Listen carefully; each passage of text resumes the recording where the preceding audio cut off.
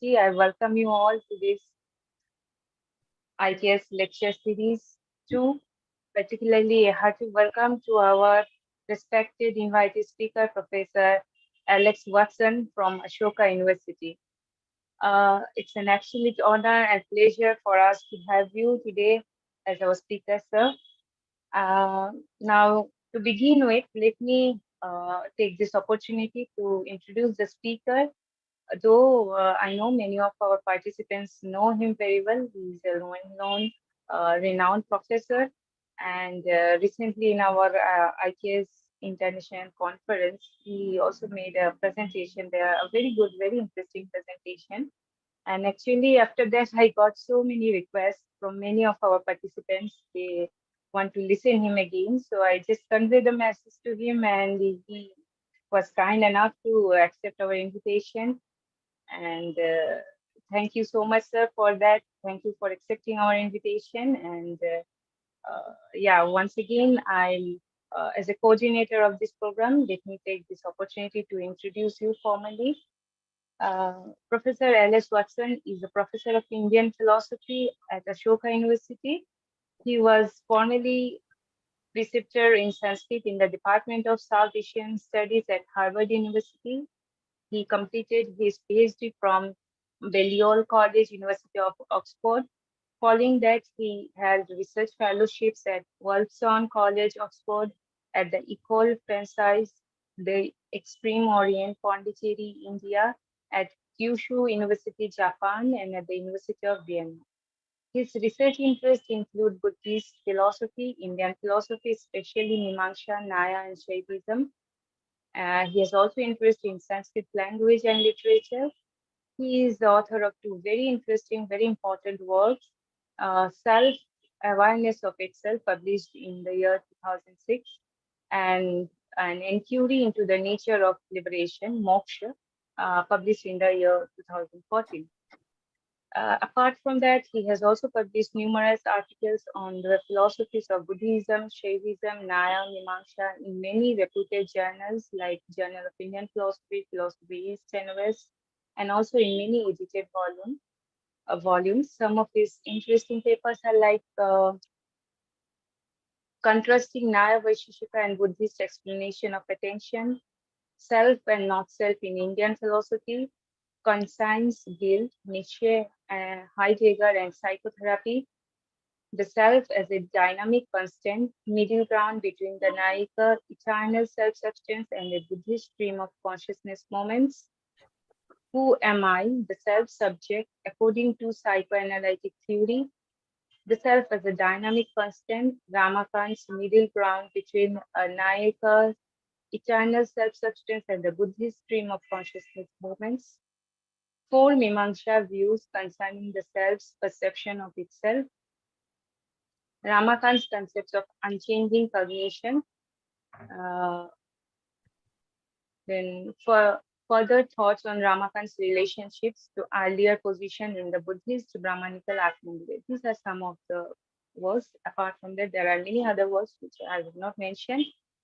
Professor Watson taught at Harvard every semester and received the university certificate of teaching excellence. He also trained for 3 years to become a psychotherapist and has published articles on Freud and on existential phenomenological psychotherapy. He is currently working on translation of the Hara Charitra Chintamani, a 13th century compendium of Saiva mythology, and the Naya Manjari, an extraordinarily learned and entertaining example of classical Indian philosophy from 19th centuries. And today, sir is going to deliver a talk on Is the Self Perceptible, Mimamsa, Nyaya, and Buddhism on eye cognition, Aham Pratyaya, and self-illumination, Sham Prakasha.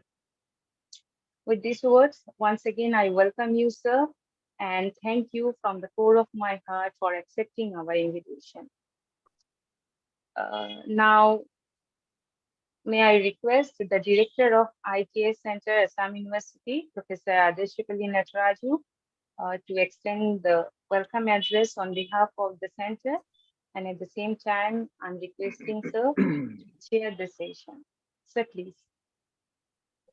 Uh, Thank you, Dr. Munmoon, and congratulations for one more initiative uh, on your part.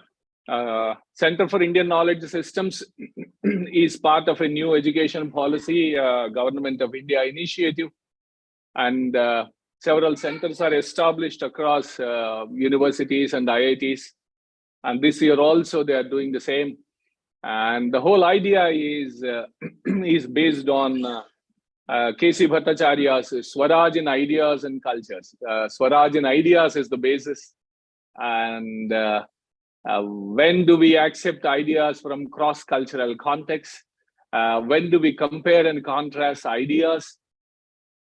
And the importance of an idea that emanates from a certain cultural context. So understanding that reason has its genesis in a particular cultural context, but yet at the same time being open to ideas, being open to concepts and theories. That's how the whole paper runs, and all these centers are established in order that more research is conducted into Indian knowledge systems. And apart from the last international seminar, there have been several seminars as part of the activities.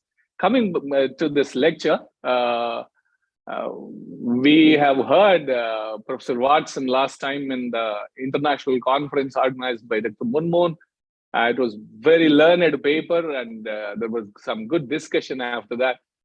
And then when Dr. Munmoon said that we would have a talk on Buddhist and Nyaya perspectives on the eye cognition, I said, yeah, that would be an excellent idea.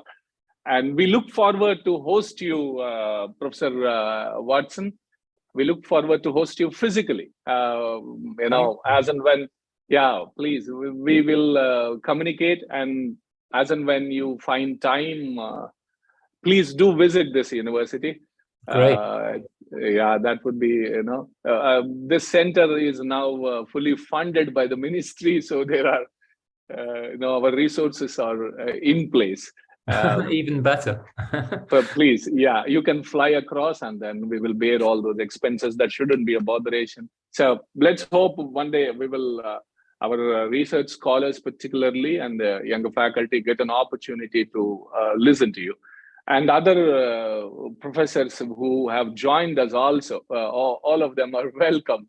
And they're all, connected to our department in academic matters. Professor Padi, Professor Arup Jyoti, Dr. Sindhu has joined. It's good. There are people listening to you from different universities of Northeast India. There are people from Tripura, from Guwahati, from North Bengal University. That's how it is, Professor. Not wasting much time, not taking your time. We all are eager to listen to you. I believe what I understood by the title is I understood as the regular statement with which we start in the classroom explanation. Ahamidam janami. I know this. Idam aham janami. I know this. Ahamidam janami has a triputi. The triputi of the known, the knower, and the knowledge. There is the Vishaya, the object, and the I, the cognizer, and the resultant knowledge that I know. Of course, there is that second order of I know that I know, and etc., etc. Probably we would listen to him. This is the beginning. As I looked at the title, this is what came to my mind. And then, of course, I believe since professor has mentioned about the Mimamsa discussions, then definitely there will be the talk on what is the swaprakasha nature of the eye cognition, whether swatah pramanyata, or if all cognitions are pramanya, by intrinsically they are valid, then what would happen to seeing a snake? I see a snake, I see silver. What would happen to such cognitions? then the whole question of explaining error becomes difficult for Prabhakara as to what is error then, because each cognition is valid in itself, the consciousness is swaprakasha, and then and therefore it is true, it is yadhartha. In that case, the error needs to be explained, and of course, as we all know, teachers of philosophy, the akhyativada, and then the anyatha khyati, anirvachaniya khyati, the theories of error come into the picture. So these thoughts crossed my mind when I saw the title. So let's listen to Professor, and then we will enter into discussions with Professor for some time. Professor, thank you very much. I welcome you to this lecture series, and it's yours now. Please, the time is yours. Great. Well, thank you very much, both Professor Munmun Chakraborty and Professor Nataraju, for inviting me, for doing all the organization of the talk, and for those two very kind introductions.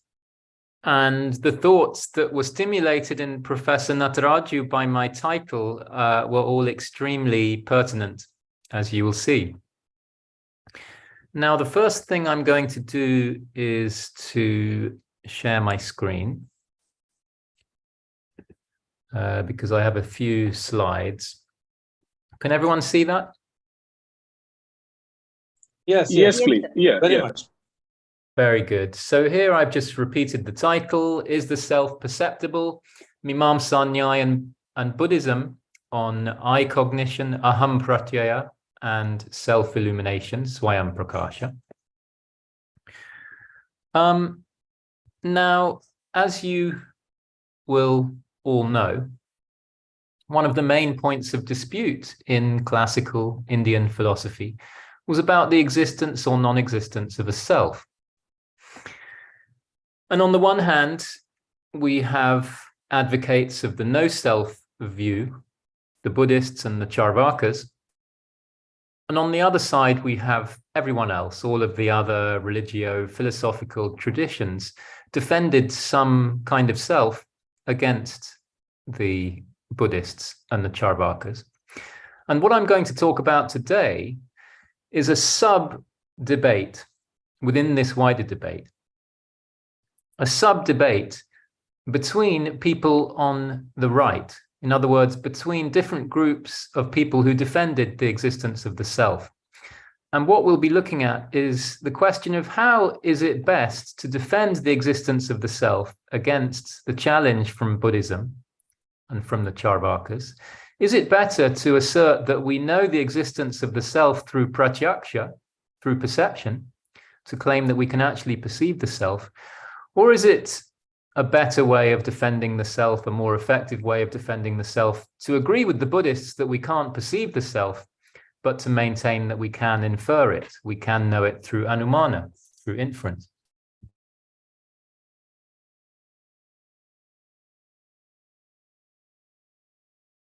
We have Nyayikas such as Jayanta, who claim that no, the self is not perceptible, but it is inferable, we can infer it.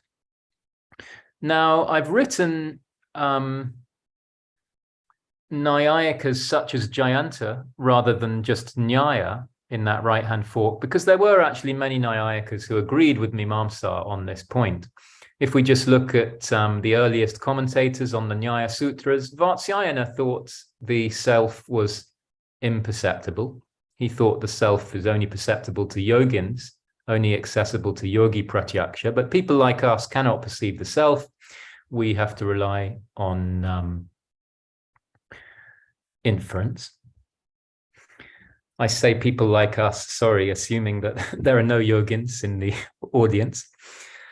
After Vatsyayana, we have Udyotakara, and he disagreed. He thought we can perceive the self. Then we have Vachaspati Mishra, who kind of hedges his bets and says, well, it could be perceptible or it could be imperceptible, depends whether you want to follow Vatsyayana or Udyotakara. And then we have Udayana, who claims that the self is perceptible. And from Udayana onwards, pretty much every Nyayika claims that the self is perceptible. So actually, if we take the whole history of Nyaya into account, the view of Vatsyayana and Jayanta that the self is imperceptible was a minority view. So we're going to look at a particular passage by Jayanta, written in his Nyaya Manjari, could be translated as Blossoms of Reasoning, written at the end of the 9th century in Kashmir. So the title was rather general, but actually we're going to be taking a very specific look at one particular passage in Jayanta's Nyaya Manjari. But before we focus in on that passage, let's just highlight some of the previous landmarks in the history of the debate to which this passage contributes. So in the Nyaya Sutras and in Vatsyayana's commentary, we have no claim that people like us can perceive the self. No, rather what we have is inferences put forward, inferences of the self's existence. Then we have various Buddhist refutations of those inferences in, for example, Vasubandhu's Abhidharma Kosha Bhashya and many subsequent Buddhist texts, where the argument is that all of those things which the Nyaya Sutras and Vatsyayana put forward as proving the existence of the self, all of those things which are put forward as lingas, hetus, logical reasons proving the existence of the self, such as memory, desire, the ability to synthesize different cognitions, that's in Sanskrit pratisandhana or anusandhana, or karma, all of those things which for the Nyayikas and Vaisheshikas prove the existence of the self are, according to these Buddhist arguments, quite explainable without assuming a self, presupposing merely a stream of consciousness, chitta santana, and memory traces, which the Buddhists usually call bhavana, but the Nyayikas usually call samskara.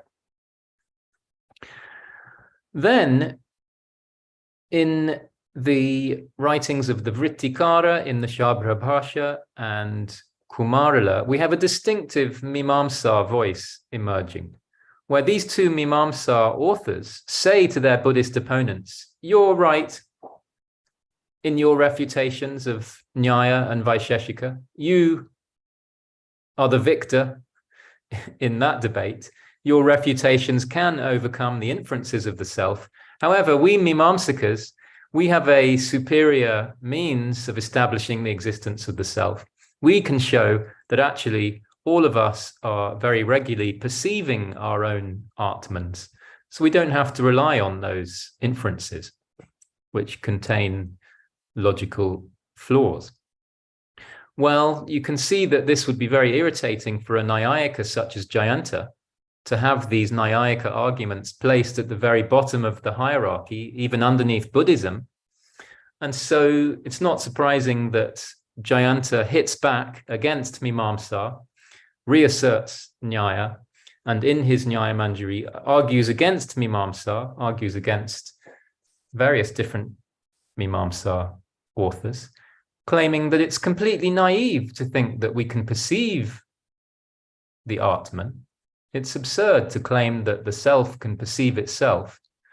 So what Jayanta is doing there is re-establishing the importance of the Nyayika inferences that were put forward earlier in his tradition in, for example, the Sutras and Vatsyayana.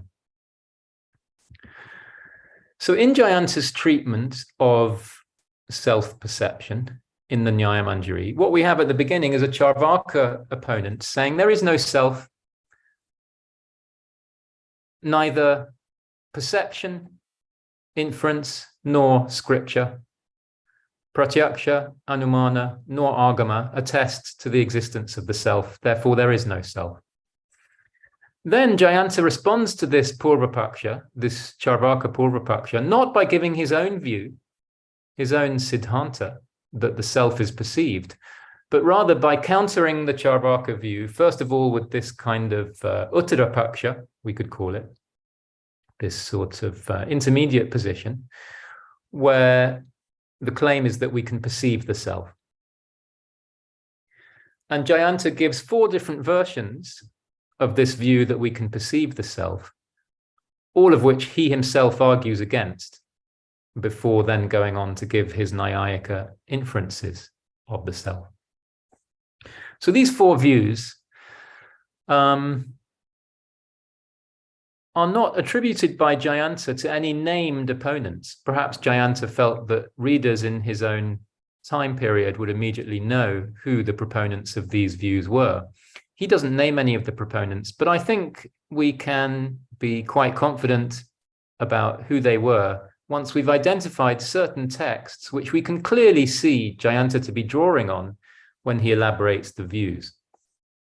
So view 1 in Jayanta's Nyaya Manjari is very clearly drawing on the wording of certain verses in Kumarala's Atmavada chapter of his Shlokavartika, where Kumarala is in fact doing nothing more than just explaining what had already been said by the Vrittikara in the Shabra Bhashya.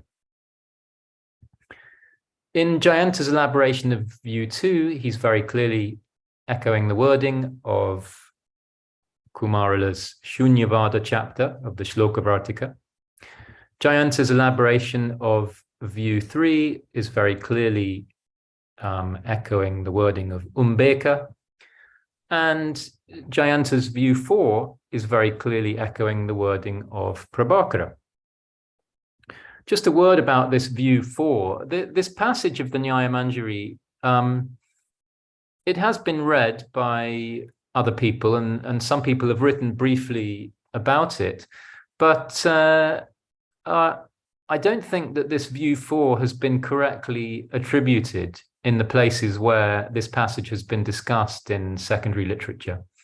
So Jadunath Sinha attributes the view to Shankara, as does a Japanese scholar called Sasaki, and John Tabor claims that this view is either that of Kashmiri Shaivism or Advaita Vedanta.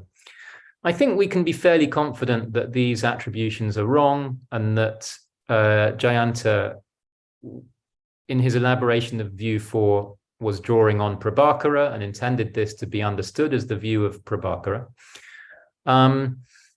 We can discuss, if you like, a bit further what my evidence is here in detail, but I can just mention briefly that first of all, these authors miss that in Jayanta's elaboration of view 4, there are 2 quotations of Prabhakara from Prabhakara's Brihati. Secondly, Chakradhara, the learned 11th century commentator on the Nyaya Manjari, so quite an early commentator who usually knows what's going on, he attributes this view to Prabhakara. And finally, when Jayanta argues against this view, he attributes to its proponents certain things that were certainly not held either by any Advaitin author or by any Shaiva author, but were certainly held by Prabhakara.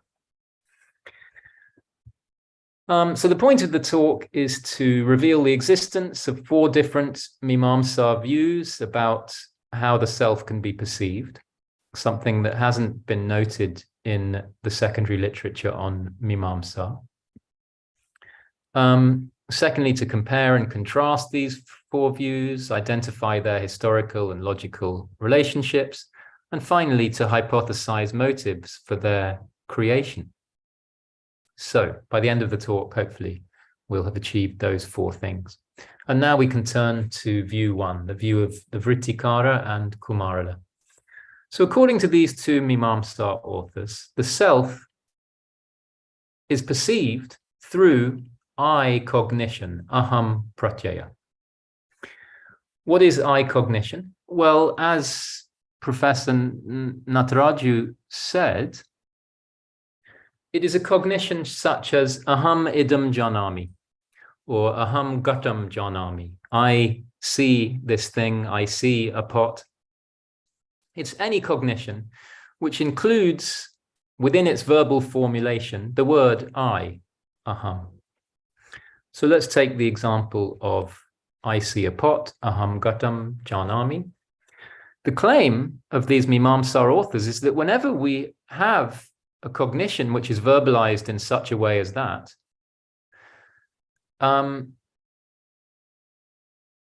the cognition involves not only perception of a pot, but also perception of the self. That's the claim here of the Vrittikara and Kumarila, that I see a pot is a verbal formulation of a certain experience. And in that experience, we must be perceiving not only something corresponding to the word pot, namely a pot, but we must also be perceiving something corresponding to the word I, namely the self. So you can see that this view assumes what we could call isomorphism, a similarity of structure between, on the one hand, the verbal formulation of the cognition, and on the other hand, the cognition itself, such that every single word in the verbal formulation corresponds to something that is actually perceived in the experience that gives rise to that verbal formulation. Well, we will see in a minute that Buddhism rejects this presupposition that I'm calling isomorphism. But the first way in which the Buddhist could respond to this argument is by accepting, for the sake of the argument, this isomorphism, accepting that every word in the verbal formulation of a cognition corresponds to something that is perceived in that cognition. But Buddhism could say the thing that is perceived corresponding to the word I is not a self, but just a momentary cognition. Well, Kumarila deals with this objection. He deals with it by pointing to the fact that we sometimes have cognitions of this form. I perceived yesterday, and this same I, aham eva, am perceiving today. Now, the claim is that we all have sometimes cognitions of this nature. We may not formulate it using exactly these words, but the claim is that we all have this kind of recognition sometimes that the I now is the same as the I previously. And why does this rule out the Buddhist possibility that I refers not to the self, but to a momentary cognition?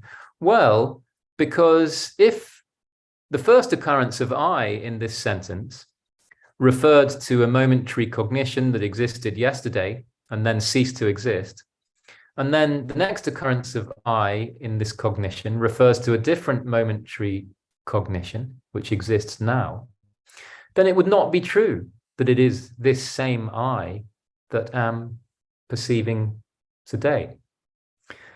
So Kumarila puts forward cognitions of this nature as a way of refuting the Buddhist idea that I refers to something different every time it's used, something different every time we have an experience that we articulate with the word I, because we have kind of recognition cognitions such as this, in which we recognize ourselves to be the same now as we were yesterday. Okay, how will the Buddhist respond to this? Well, the Buddhist will not deny that we have cognitions of this form. The Buddhist will not deny that, yeah, we appear to ourselves as being the same over time, because after all, the whole Buddhist path is designed to counteract that sense of sameness. Buddhism even has a word for that sense of sameness, satkaya drishti. And the Buddhist path is intended to counteract that satkaya drishti, that sense of continuous, unbroken personal identity, self-identity. So the Buddhist is not going to deny that we have this sense of sameness, because otherwise there would be no need for a Buddhist path. But the Buddhist will simply say that this is false, Yes, it does appear to us as though we're the same thing now as we were yesterday, but we're not. So the first I refers to something that existed yesterday. The second I refers to something that exists today. Therefore, this sentence is actually false. It may appear to us to be true, but it's not. So that's the first Buddhist objection, to say it's just not correct, that it's this same I today. And you Mimamsakas, you can't help yourself to that conclusion. That would be equivalent to helping yourself to the existence of a self. And that's precisely what's in question between us Mimamsakas and you Buddhists. So that's how the two I's are recognized as being the same. What's the Buddhist response to the simple I cognition? Aham gatam janami, I am seeing a pot, where we just have one occurrence of the word I. Well, the Buddhist opponent in the Nyaya Manjari says, I see a pot is the mere uttering of words. Shabda ucharana matra. What does this mean? It means that for the Buddhist, we can't infer anything from the particular way in which a cognition is verbalized about the nature of that cognition. Just because we happen to use the verbal formulation, I see a pot, that doesn't mean that we're perceiving not only a pot, but also I. We can compare the sentence, it is raining. Just because we use that verbal formulation, it is raining, when we perceive some rain, that doesn't mean that as well as perceiving the rain, we're also perceiving some other thing corresponding to the it, which is separate from the rain and which is doing the raining. So in other words, Buddhism rejects what I was earlier calling isomorphism. There's no similarity of structure between what we actually experience and the way we verbalize that experience. What's Jayanta's objection to view one? Jayanta's objection is that the self cannot simultaneously be perceiver and perceived. Well, the self is certainly the perceiver of I cognition, because the self is the perceiver of all cognitions. But if I cognitions, such as I see a pot, also involves a perception of the self, then clearly the self would have to be simultaneously perceiver and perceived of the same cognition. And that, Jayanta says, is impossible, because one thing cannot be agent and object of exactly the same cognition. Now, many of you, I expect, will be familiar with certain examples that are given when this kind of issue comes up. Fire cannot burn itself. It can only burn things other than itself. The tip of the finger cannot touch itself. It can only touch things other than itself. The blade of a knife can only cut things other than itself. It cannot cut itself. So similarly, the self cannot perceive itself. It can only perceive things other than itself. Jayanta could have given those examples here. In fact, he doesn't. He elaborates this argument more along the lines that the self is partless and undivided. So how could it simultaneously be perceiver and perceived? There's not room in an undivided, partless self for it to have these two different natures simultaneously. The nature of perceiving is different from the nature of being perceived. So if one thing had both natures simultaneously, that would imply some kind of division, at least, in that supposedly unitary thing. Well, some kind of division in the self is exactly the way that Kumarila goes in view 2. So in the Shunyavada chapter of the Shlokavartika, Kumarila says the self is not partless, the self is partite. It has two different parts. And one of these parts is doing the perceiving in aham pratyaya, and the other part is being perceived. So what are these two parts of the self for Kumarila? Well, one is the self's nature as substance, and the other is the self's cognition. and it's the self's cognition which is doing the perceiving in I cognition. What is it perceiving? The self's substance nature. You'll notice that one of these is a dharma and one is a dharmin. One's a property and one's a property possessor. So what Kumarila is doing is taking this relatively uncontroversial distinction between dharma and dharmin, and then superimposing his more controversial distinction onto that. His more controversial distinction is that between a part of the self doing the perceiving and a part of the self being perceived in I cognition. He's making that distinction more plausible by grounding it in the more commonly accepted distinction between dharma and dharmin. Okay, what's Jayanta's objection to this view? Well, this is the model. And Jayanta points out that even if this is true, even if this happens, well, ex hypothesi, in other words, just according to the proponents of this view themselves, this part on the right is not being perceived, because this view maintains that the cognition perceives not itself, but the substance nature of the self. And the problem for Jayanta with that is that if the cognition is not perceiving itself, but perceiving something separate from itself, then we do not have a genuine case of reflexive awareness. We have something more akin to subject-object awareness.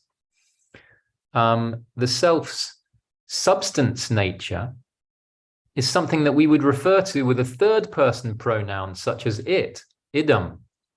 We would not refer to the self's substance nature with the word aham, I. So therefore, this is not a case of the I perceiving itself. It's a case of the I perceiving something other than itself. So this is more a case of subject-object perception and doesn't really seem to count as a genuine case of reflexive awareness. Now, Umbeka's view 3 avoids this problem by claiming that actually the self is both perceiver and perceived. So you can see that Umbeka's view is different from view 2 of Kumarila, in that Umbeka maintains that it's the self's cognition that is both. So Umbeka's view is not subject to the worry that the objection that Jayanta put, that we're dealing with a kind of subject-object perception where we have one thing perceiving something other than itself. No, for Umbeka, it's cognition that is both perceiver and perceived. The self's cognition is perceiving itself. But Umbeka cannot just leave things like that. Why not? Because all of these Mimamsa authors actually agree with Jayanta's point that we saw earlier, that one thing cannot be both perceiver and perceived.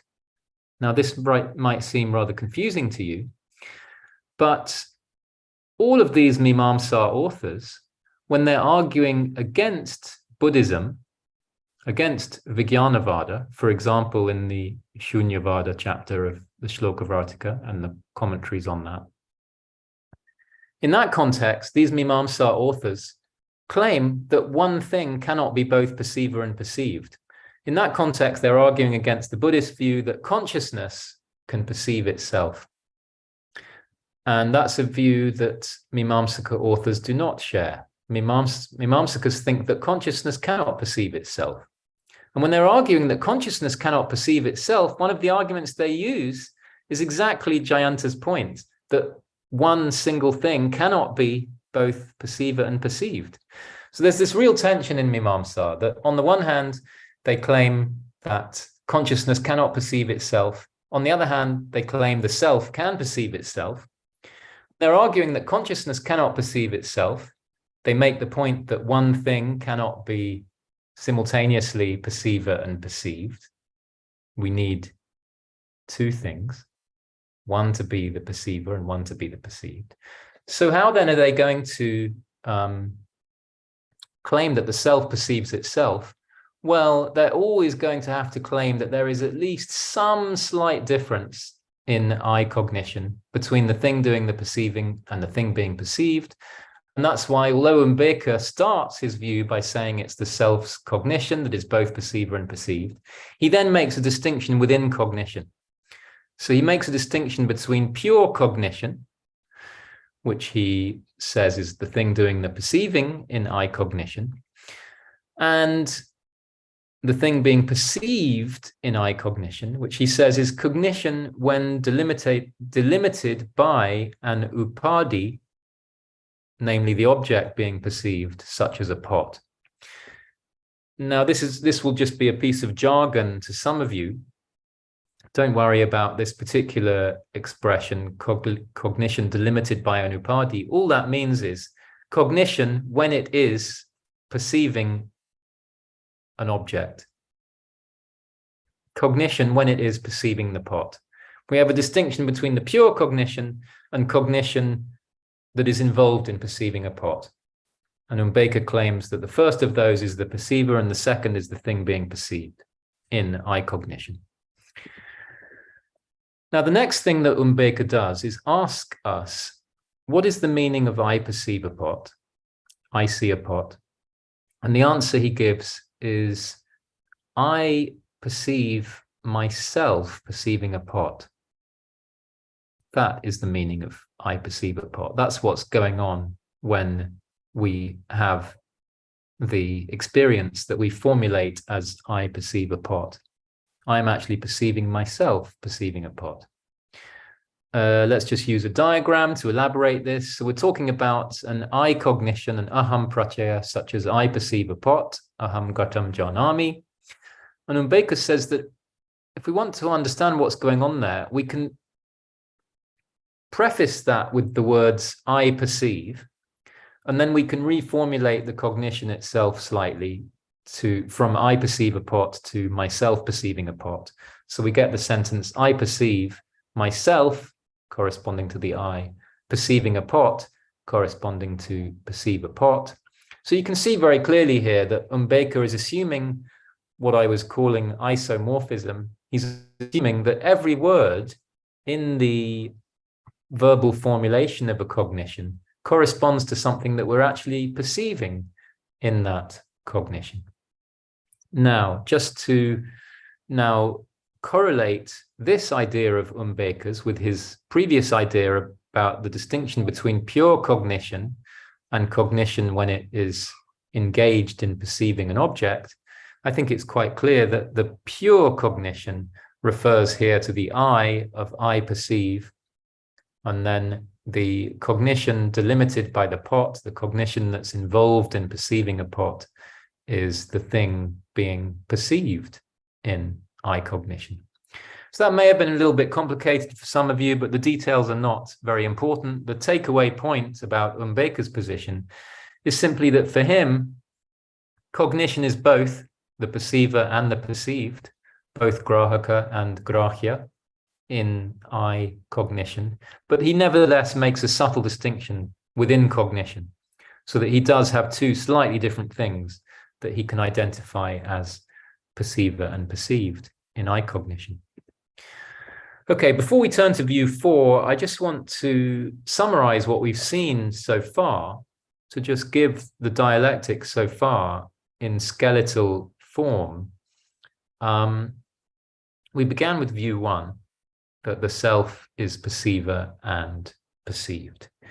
We then had objection 1 that claimed that a perceiver-perceived relationship involves and requires two different things. We can't have just one thing. We must have two things, one being the perceiver and one being the perceived. So that led to Kumarala's view that, okay, I'll provide you with two things then. Yeah, we have two things. Let's call them X and Y, two different parts of the self, and one, X, is perceiving the other, Y. Well, that provokes the objection that in that case, the thing doing the perceiving is not being perceived. The X is not perceiving itself. The X is perceiving Y. And that is, I think, what led to Mbeka's position that actually it is cognition, which is both perceiver and perceived. So I wanted to put all of these on one slide so that you can appreciate that the Mimamsaka is subject to a dilemma here. The Mimamsaka can't actually maintain that it's exactly the same thing that is perceiver and perceived because of objection 1. The Mimamsaka can't claim that there's complete identity between perceiver and perceived because Mimamsa agrees that there must actually be two separable things for that relationship, because Mimamsa, when arguing against Buddhism, when arguing against the Buddhist view that consciousness perceives itself, Mimamsa uses as one of its arguments that we can't have one thing which is both perceiver and perceived. So that consideration prompts Mimamsa to move away from complete identity towards difference. So we have, for example, Kumarala's view too, where we have a clear difference between X and Y. But the problem with that is if X and Y are mutually exclusive, then that lays itself open to objection 2, that we're not dealing with a case of subject-subject perception, we're dealing with a case of subject-object perception. So that will motivate Mimamsa to go back in the opposite direction, which is what we find in Umbeka's view. Umbeka is moving away from Kumarala's view towards a view in which perceiver and perceived are much closer together, but he has to actually stop short of complete identity. So although he says that it's cognition that's both, he has to actually make a distinction between, and a distinction within cognition, so as to be able to specify two slightly different things for perceiver and perceived. So you can see that Mimamsa has a rather tricky job here. It has to fall between complete identity and complete difference. It can't quite go for either of those two horns of the dilemma. Okay, we can turn now to the last of these views, the view of Prabhakara. Now, the Prabhakaras do not talk of aham pratyaya, I cognition. They talk rather of swayam prakasha, self-illumination. And they make a very subtle distinction. They claim that the self, prakashate, the self shines forth, but they claim that it is nevertheless not anubhava karma. It's not the object of experience. Even to use the passive and to say that the self prakashyate, the self is illuminated, is incorrect if that is taken to mean that it is the object of illumination. So the Prabhakaras, when they do use some passive suffix in this context, qualify that in some way.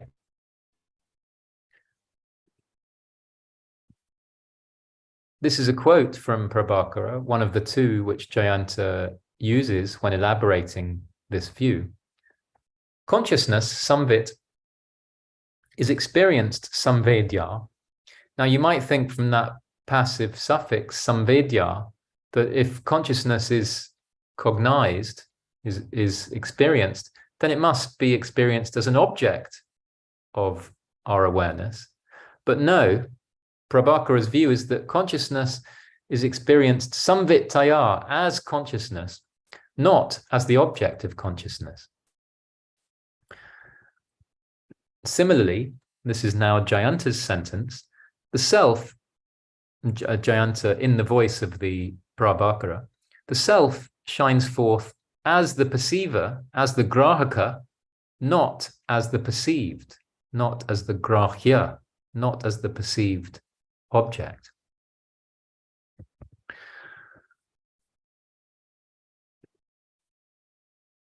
So in this view, the self does not and cannot become an object. Therefore, this view is not susceptible to the charge that the self cannot be perceiver and perceived, cannot be grahaka and grahya. This view avoids that charge, that objection to view 1, that one thing cannot be perceiver and perceived. It avoids that charge because on this view, the self is not the perceived, it's not the grahya, it's not the perceived object. Well, if it's not the grahya, if it's not the perceived object, in what sense can it be said to appear to us? In what sense are we aware of it? Well, the answer is that it's comparable to a light which illuminates not only the objects within its range, but also itself. The light is not the object of illumination. There is nothing shedding light on it, but just by shining forth, it makes itself visible. So similarly, the self, when we are aware of it, is not the object of our awareness. It's that which illuminates objects, but in doing so, it appears to us as the illuminator, not as the illuminated.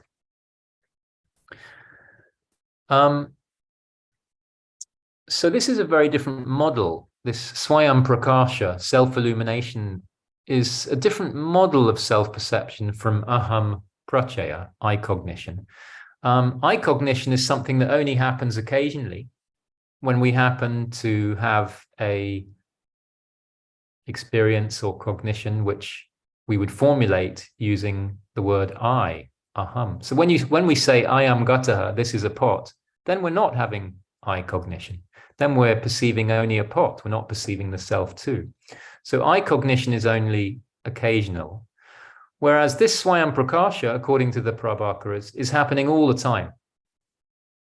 And in order to happen, it doesn't require any means or any instruments such as the manas, whereas the manas is required for aham prachaya.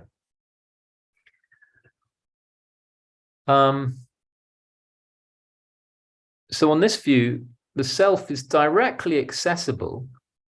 It's paroksha, but without requiring any other means, such as the manas, just as a flame does not require another flame to illuminate it. It is its own illumination. Its very act of sending out light reveals itself as well as its objects. Well, depending on your point of view, this is either an ingenious way of solving the problem of self-perception, or it's an ingenious way of solving the problem and an insightful description of the way we do actually appear to ourselves, or it's mere playing with words. And for Jayanta, it's the latter. Jayanta thinks it's a piece of nonsense to say that something can appear to us, we can experience something, and yet for it not to be the object of experience. For Jayanta, these are just synonyms. For something to appear to us is to say precisely that it is the object of our experience. So it doesn't make any sense for Jayanta. It's unintelligible, incoherent to claim that we can experience something without that thing being the object of our experience. Okay, we can move to the conclusion. And the conclusion here is basically just a summary of what we've seen already, namely that we have this first Mimamsa view in the Vrittikara section of the Shabara Bhashya. And we have two lines of development spreading out from there. The first initiated by Kumarila and continued by Umbeka, the second initiated by Prabhakara and continued by his followers such as Shalikanatha. And my first hypothesis is that both of these two lines of development were provoked by a desire to escape from the same objection, both motivated by a desire to escape from the objection that one thing cannot be simultaneously perceiver and perceived. Kumarila's position in the Shunyavada chapter avoids that objection by claiming that one thing is not both simultaneously perceiver and perceived because it's one part of the self perceiving a different part of the self. Prabhakara's view avoids that objection in a very different way. It claims that we do not have one thing being simultaneously perceiver and perceived because the self is only perceiver. It's not perceived. At least it's not the perceived object, not the object of perception. So if it's only the perceiver and only appearing as the perceiver and never a perceived object, well, Prabhakara's view also avoids this problem of one thing being simultaneously perceiver and perceived. So those two are my hypotheses for why Kumarala's view arose and why Prabhakara's view arose, namely both of them to avoid that same objection. What's my hypothesis about why Umbeka's view arose? Well, as we saw, Umbeka's view responds to a perceived problem with Kumarala's view, namely that if, as with Kumarala, when one postulates two mutually exclusive things as perceiver and perceived, then it looks like one is talking about subject-object perception rather than subject-subject perception, genuinely reflexive perception. Okay, that's it. Thank you.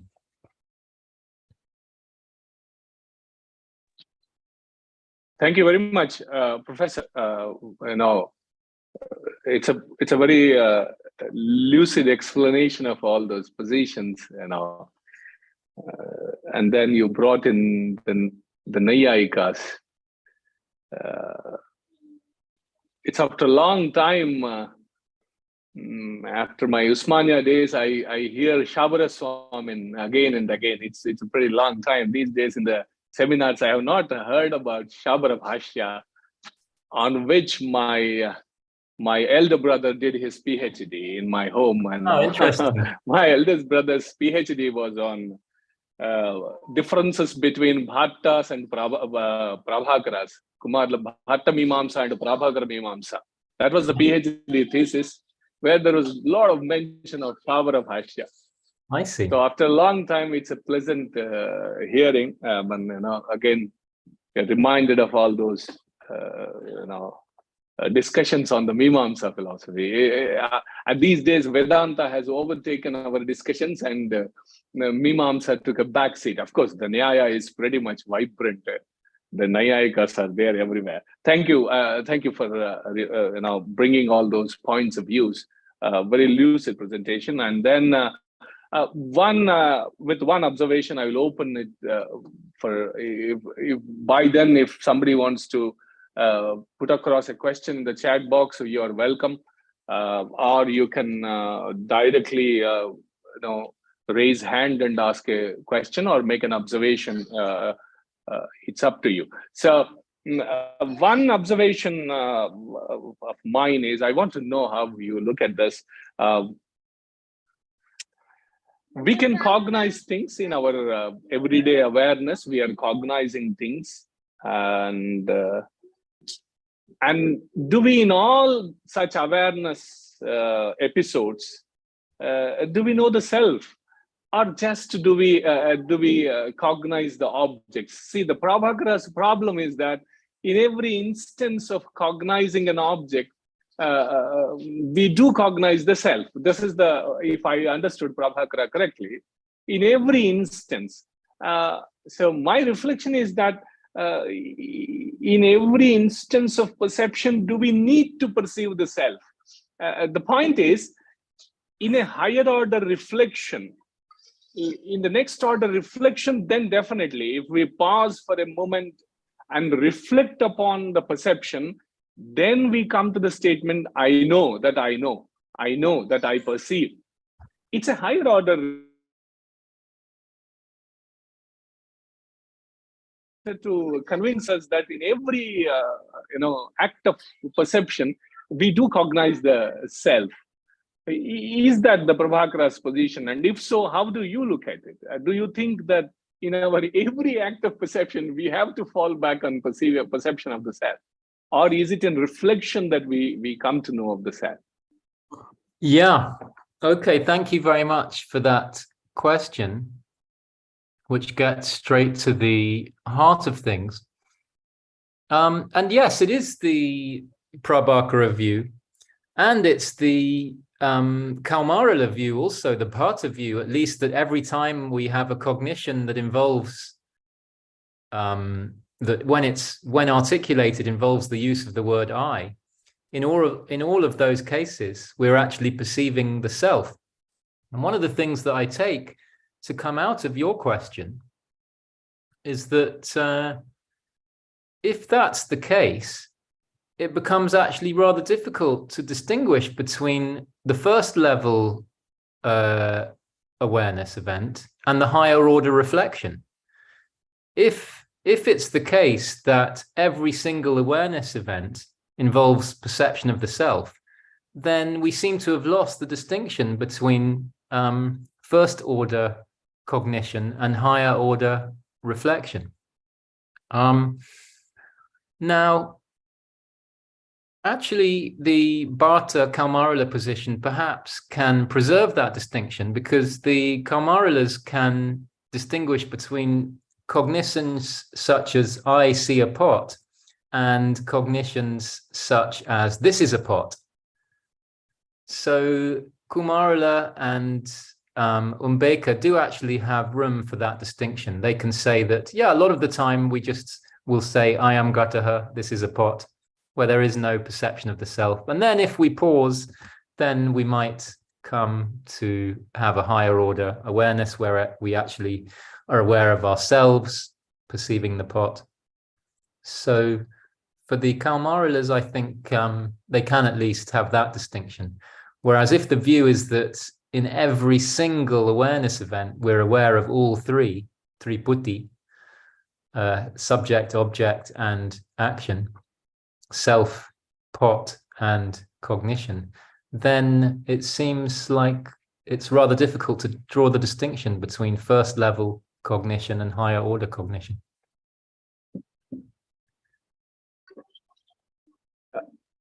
I would also, to continue the discussion, I would also like to draw your attention to the fact that through inference, are we in a position to prove self? It's interesting because Vedantins have had a lot of debates over this. Whether by logical propositions and with the help of language, which actually the Nayayikas, Mimamsikas, and Buddhists have been doing, is it possible that we can establish self beyond doubt? Is there such a possibility at all? Yeah, well, I suppose one would have to do that on a case-by-case basis and look at whatever inference is being put forward and see if that inference involves problems. I mean, to take a standard Nayayika inference of the self, the fact that we, how to state this concisely, it's rather a complicated argument that we get in the commentaries on Nyaya Sutra 1110.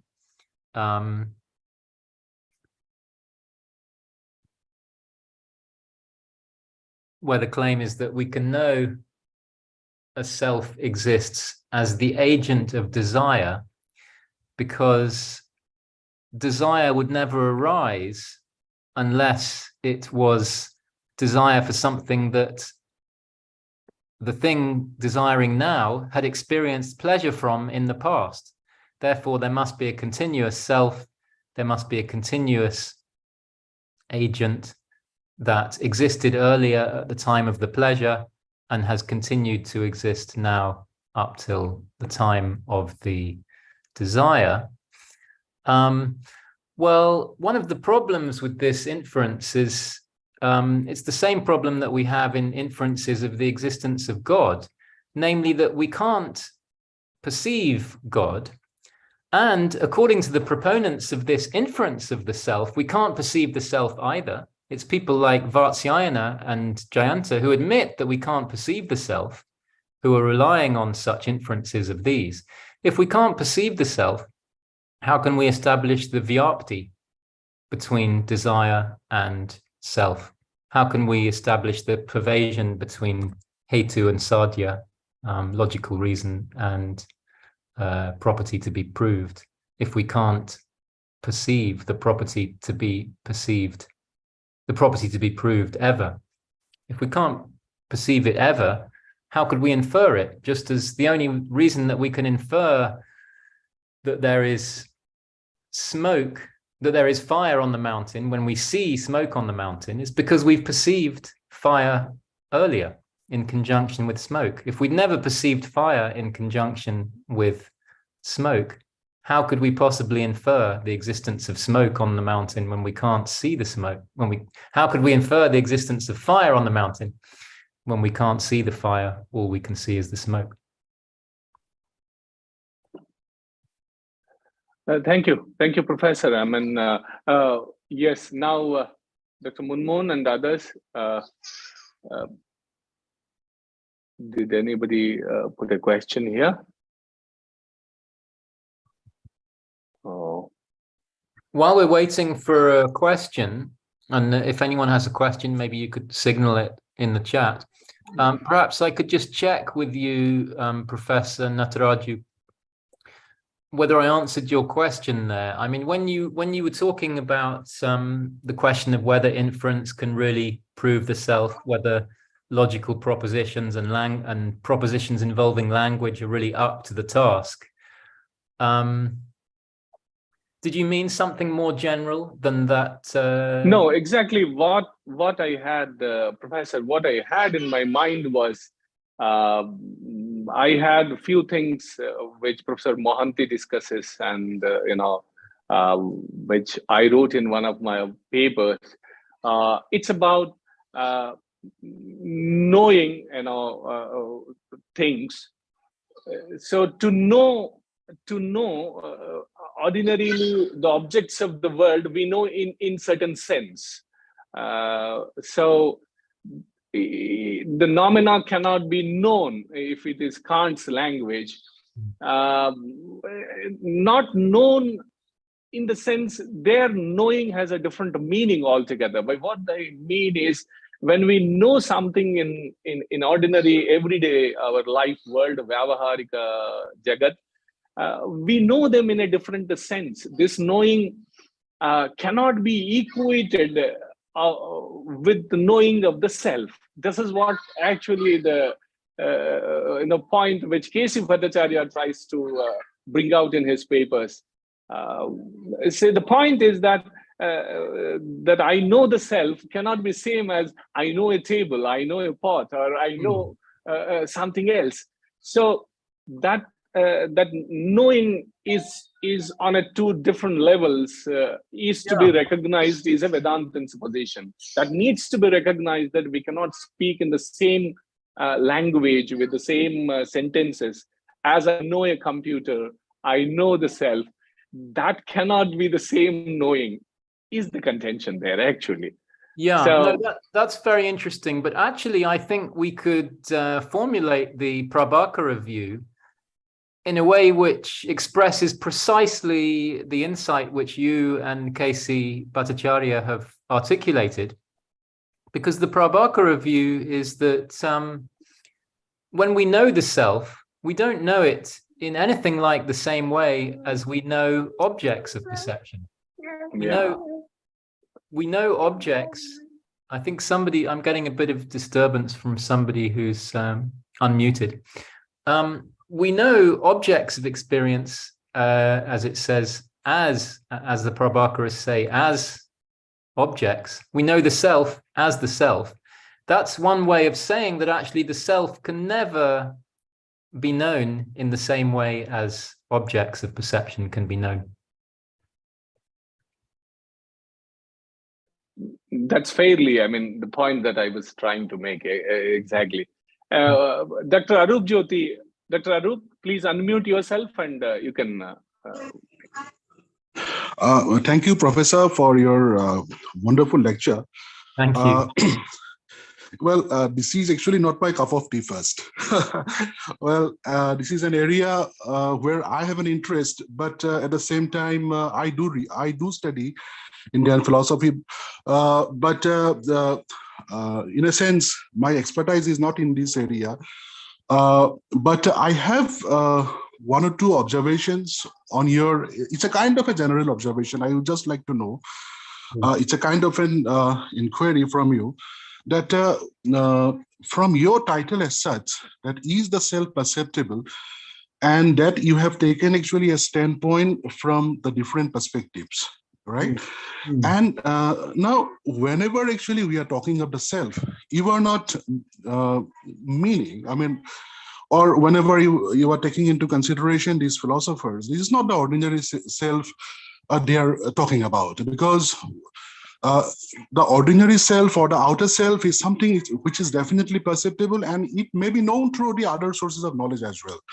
But this is something, the inner self, or in a sense, if we use in a Kantian terminology, it's a kind of a transcendental self. So this inner self or a transcendental self is something, this may perhaps also goes beyond the perceptible knowledge as well, because whenever I say that I is equal to I, or this self-consciousness they are talking about, this self-consciousness, it goes beyond all the categories of the intellect. That is actually the, my understanding of it. Having said that, reaching actually such a stage, that is self-consciousness or this I consciousness, is again a stage. I mean, it doesn't arise in a vacuum. Obviously, obviously there are categories, there are knowledge as well, that ultimately leads to a higher stage, and that higher stage is the knowledge of the self, or we are talking about this I consciousness or self consciousness, whatever that is. But this self consciousness or I consciousness is more like a kind of an introspection or an intuition, so to say. I mean, that is my observation or my understanding of it. So what is your opinion? I would just like to know. Thank you so much. Thank you very much for that. Yeah, I think that question is quite useful for reminding us that distinction between the kind of perception of the self that was being talked about in the passages that my talk was drawing on, which was really a very everyday kind of cognition, a very everyday kind of perception. Aham gatam janami, I am seeing a pot. The view, according to these Mimamsakas, is that in this very everyday kind of perception, we're perceiving ourself. Every time we have an experience that prompts us to use the word I, the example we focused on was I'm seeing a pot, but it could be anything. It could be I am remembering what a nice time I had yesterday. I am desiring dinner. I am feeling pleasure. I'm feeling pain. I'm feeling happy. I'm feeling sad. According to this Mimamsa view, in all of those cases, we're actually perceiving our own Atman. We're actually perceiving our own self. So actually, the whole of the discussion of my paper was really about that very everyday kind of perception. And it was not about yogic perception, yogi pratyaksha. And it was not about the kind of perception that comes about as the culmination of the path in Advaita Vedanta, say, where after the Shravana, Manana, Nididhyasana, after these three stages that involve first hearing and listening, the Upanishadic, listening to the Upanishadic teachings, then reflecting on them, then meditating on them. Finally, you come to perceive the identity of your individual self with Brahman, the absolute universal self. This was not talking about that kind of self, which was more what your question made me think of. So yes, I think we need to keep in mind that distinction between two different debates, really. One is a debate about whether just in these everyday, ordinary cases of I see a pot, I'm feeling happy, we're actually perceiving our own Atmans. And a different debate about a different kind of perception, one which is the culmination of a spiritual path, and which involves cultivation until such a time as one's perceptual abilities become fine-grained enough and cultivated enough and subtle enough to perceive something which is very hard to perceive. So that's a rather different discussion, which I wasn't talking about today.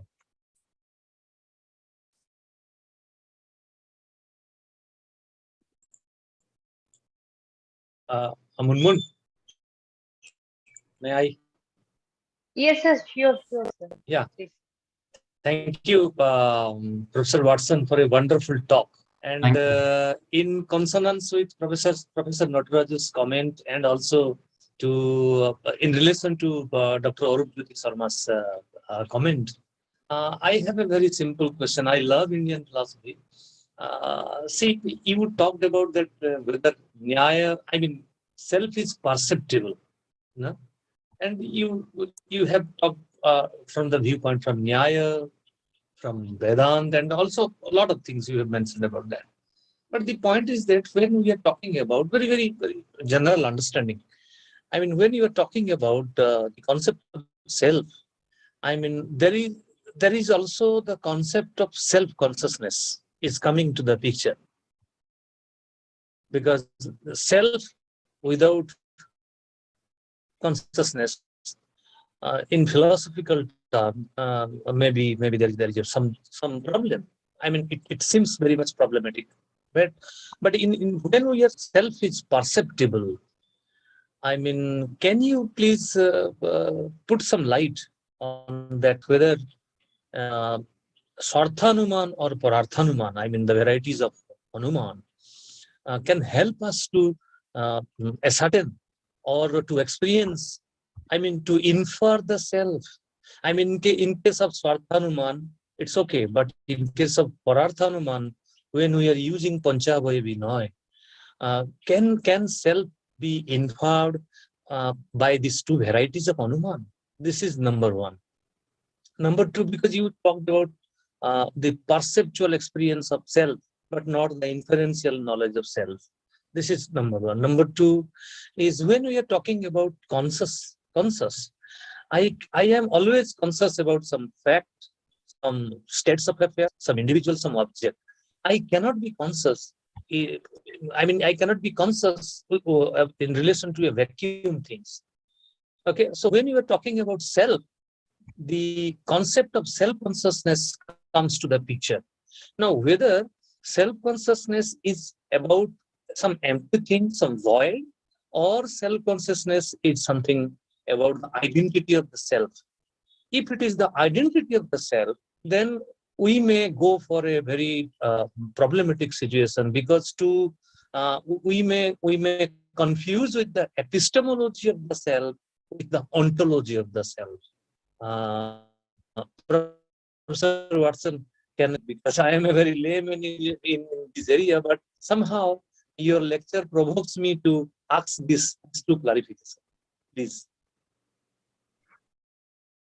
Thank you. I wasn't actually able to understand everything, partly because the sound was actually breaking up for me. So let me first try and recap what I did understand from your question.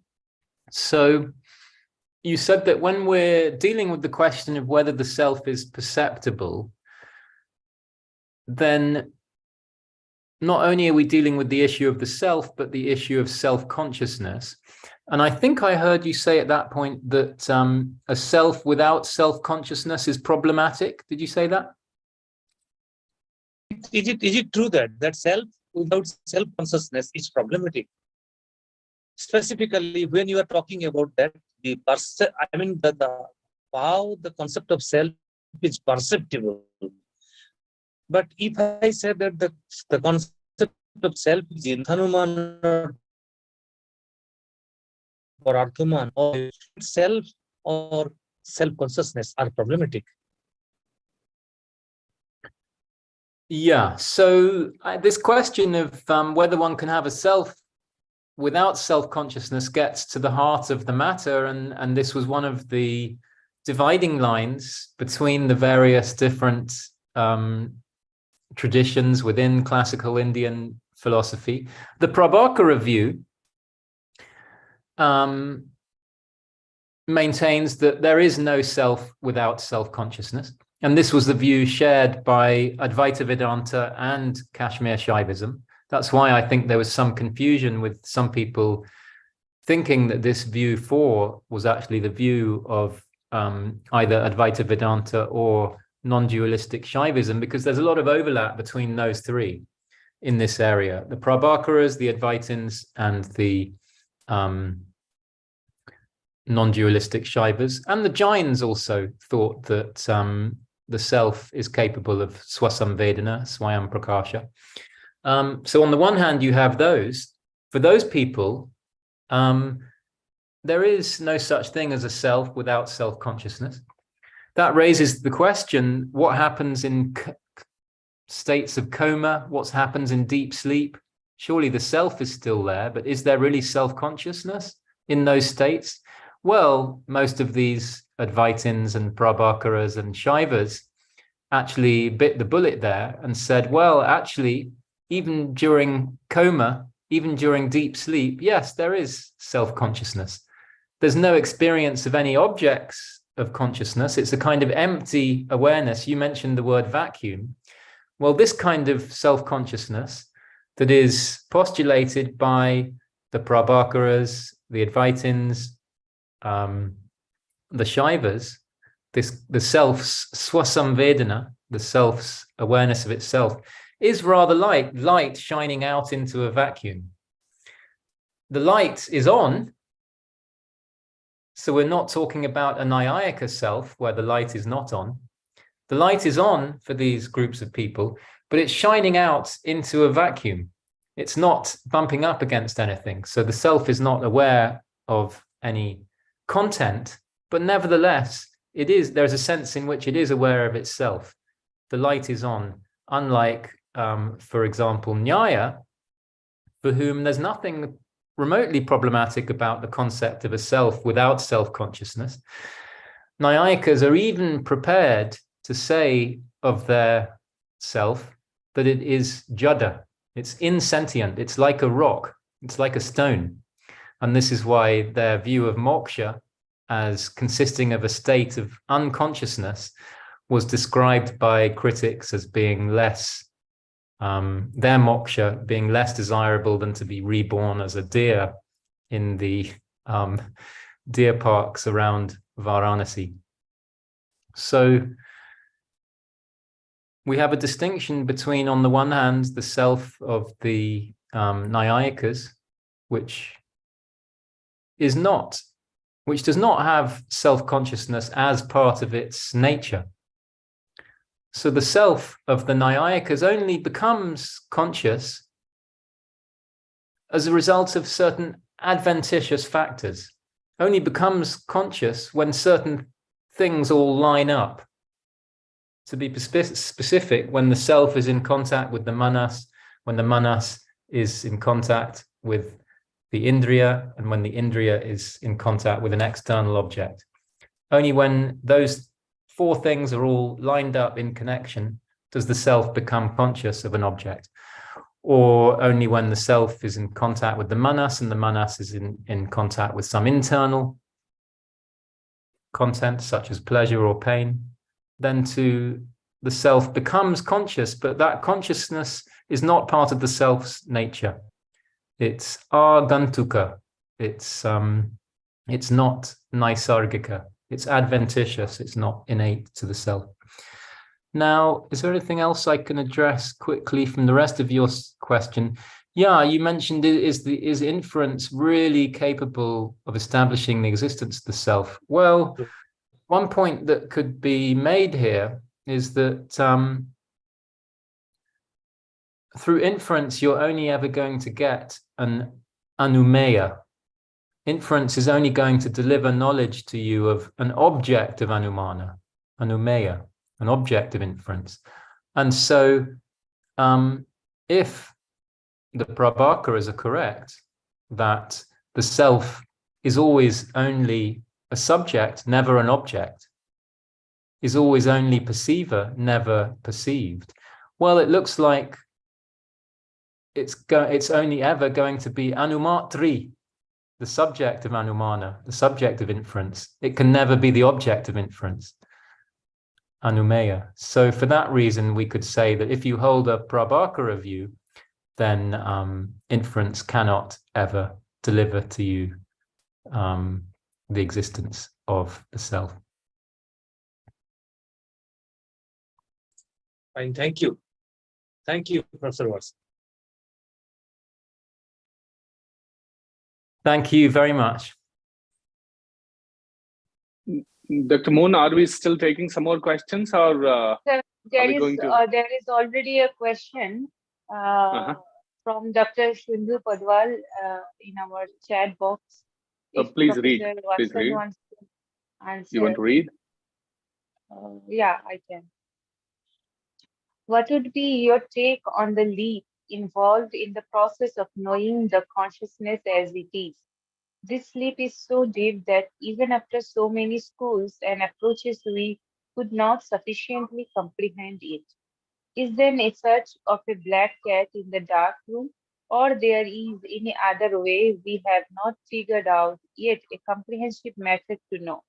Or it's just a concept, mysterious maybe, and we all are using or applying some other inefficient categories to know it? Professor Watson, so this question of whether it's ever possible to know consciousness as it is, I mean, this reminds me of debates in contemporary philosophy about the transparency of consciousness. So as you probably know, many contemporary philosophers maintain that consciousness is transparent. In what sense? This word transparent is actually rather ambiguous, but its meaning in this particular context is that you see right through consciousness, just as you see right through glass. Just as you can't see really the glass, if the glass is really clear and clean, you see right through it.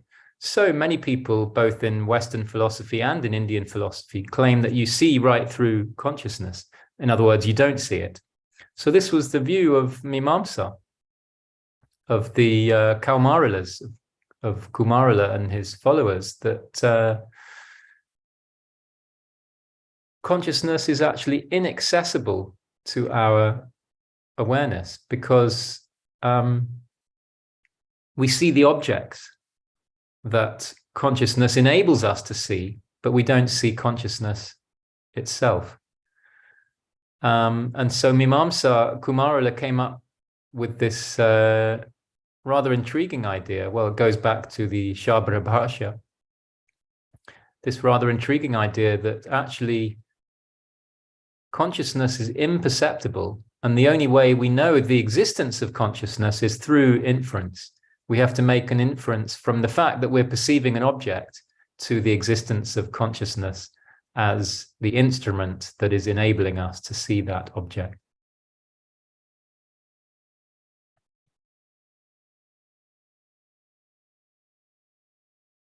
Yeah, so both Mimamsakas and many contemporary philosophers who argue for what's currently called the transparency of consciousness would agree, I think, with the implication of your question that consciousness is impossible to perceive. It's like a search for a black cat in a dark room. In that case, that means we have to accept the fact that consciousness is like a black cat. Yes, we could put it like that, because the idea of consciousness being a black cat conveys in the dark, conveys that it's invisible to us. So conveys this same idea that people these days convey with the idea of it being transparent, comparing it to some glass that you look right through, and an idea that was maintained by Mimamsakas when they claimed that consciousness is not available to pratyaksha. But then again, it takes us back to the first question, that why then there is this search? Why didn't they? why then there is this search for consciousness? Well, in Mimamsa, there's not really a search for consciousness. Mimamsa, it's not. At least the Purva Mimamsa will not talk about it, but then the Uttara Mimamsa somewhere to the point. Yes, Uttara Mimamsa, that's certainly true. Yes. So for the Vedantins, consciousness becomes very important. Central. So the Vedantins certainly don't accept the view I was attributing to Mimamsa, by which I meant Purva Mimamsa, namely that consciousness is imperceptible. For the Vedantins, there's an identity between consciousness and the self, and we therefore have pratyaksha of both through swasamvedana, through self-awareness. Thank you so much, Professor. It was an enlightening lecture. Thank you. I don't know about that, but thank you. Wonderful. Thank you.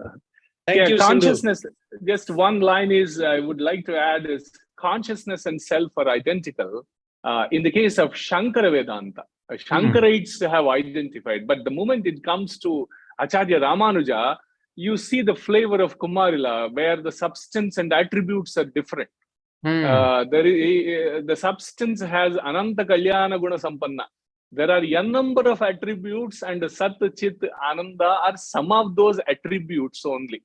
But they inherit, there is a Samavaya Sambandha as far as substance and attributes are concerned. So the identity of consciousness and self, the footnote is Shankara Vedanta.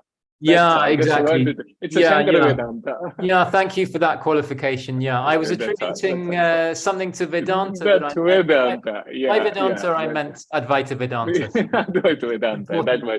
And Dr. Sindhu, for Vedantins, it's not a black hat and it's not a dark room.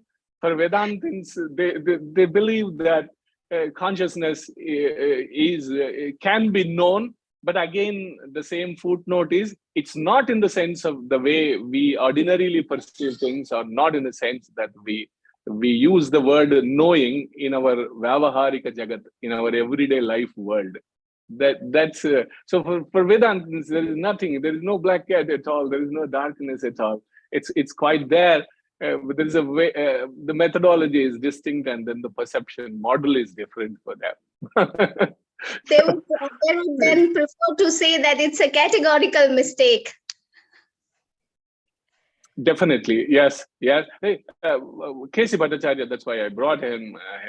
That's what he discusses in the context of Kant, Kant's theory, Kant Darshaner Tatparjo, implications of Kant's philosophy. Yeah. So, Dr. Moon, would you like to thank everybody? I would thank you before you do that.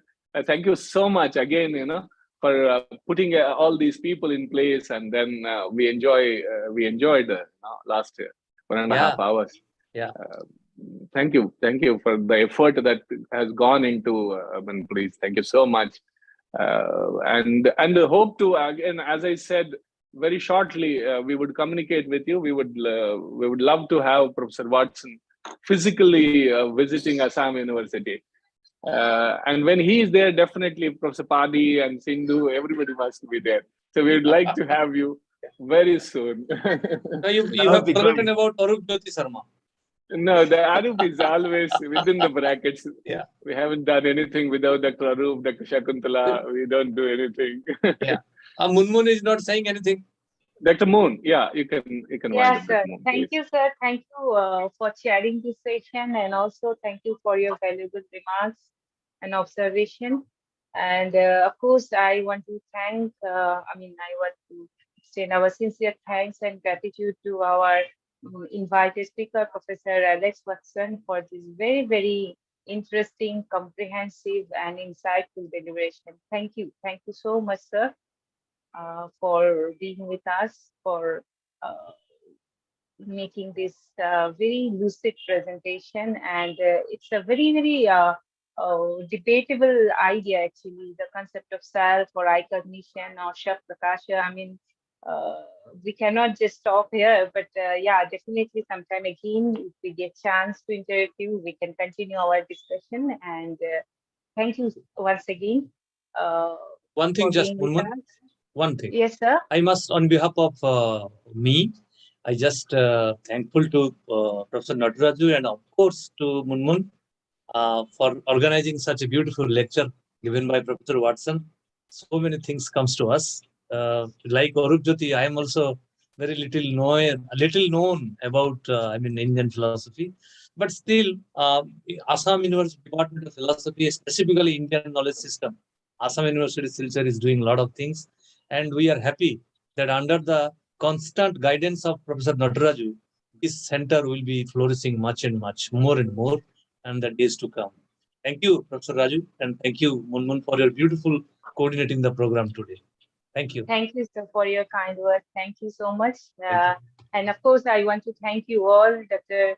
Padi, Dr. Rujyoti Sharma, Dr. Shimbu Madam, and all other faculty members who joined from various departments, various universities, colleges, Dr. Shoma Madam, Dr. Alpa Madam, and Dr. Shoma, Dr. Vishwara, and many others, our research scholars and students. Thank you so much for your support, for your cooperation, and also for your active participation. Thank you so much once again. And with this,